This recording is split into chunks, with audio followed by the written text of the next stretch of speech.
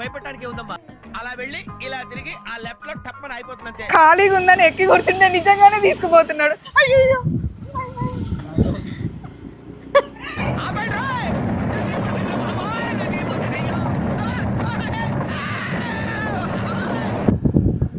By by, short ride.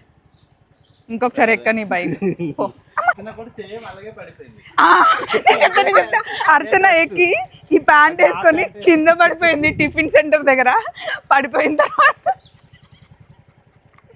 కాదు పడిపోయింది, నవ్వు వచ్చింది.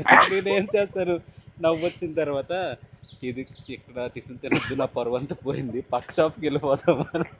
టిఫిన్ తిందామని టిఫిన్ సెంటర్ దగ్గర ఆగితే కింద పడిపోయిందంట. అయితే వెంటనే లెగ్సి అందరినీ చూసి ఇక్కడ మనం టిఫిన్ తినొద్దు, నా పర్వంతా పోయింది, పక్క టిఫిన్ సెంటర్.